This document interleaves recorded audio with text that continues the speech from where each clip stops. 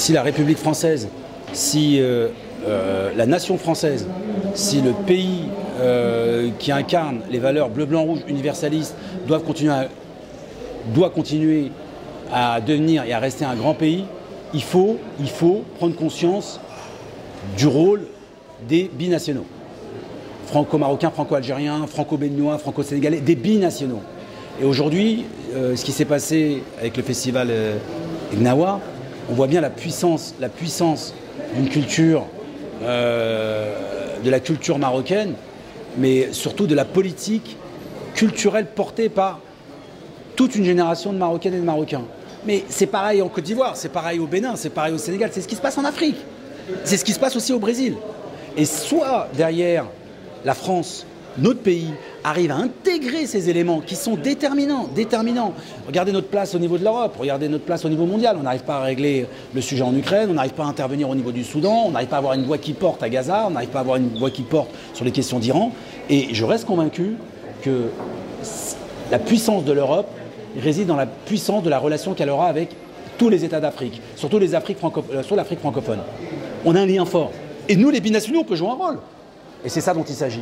Et si jamais on n'intègre pas le renouvellement des élites grâce à cette élite populaire, économique, culturelle et politique, dans ces cas-là, on aura loupé un virage déterminant pour la grandeur de la France et la grandeur de l'Europe. Ça passe par la relation avec les États d'Afrique et c'est la raison pour laquelle je suis présent aujourd'hui. Et concret, je le fais tous les jours.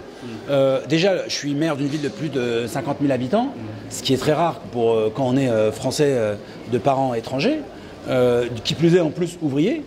Donc il y a la matrice sociale et la matrice ethnico-religieuse par rapport au concept de la mobilité. Donc il faut faire de la politique, il faut prendre le pouvoir, il faut se décomplexer par rapport au pouvoir et il faut assumer sa double culture qui est une force. On n'est pas 50-50, on est 100%, 100%. Donc ça c'est une nuance ça. Quand vous êtes 100%, 100%, déjà vous avez un avantage.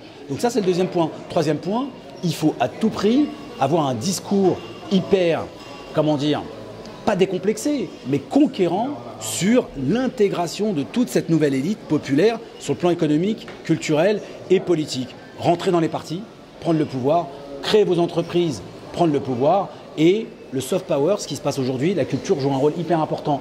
La culture, c'est le meilleur médium pour pouvoir montrer que l'émancipation passe par le partage d'émotions et faire cause commune. Moi, il y a un terme que je réfute, c'est le multiculturalisme. En France, on n'est pas un système de assimilationniste ou insertionniste. On est un métissage fécond. Et en France, c'est une dynamique de différence culturelle qui fait que la culture est unique. Il n'y a pas de... Intégrer quoi? Qu'est-ce qu'on va intégrer? C'est pas parce que je m'appelle Mamadou... Mais c'est le discours qui est tenu, en fait. Oui, faut le combattre, ce discours.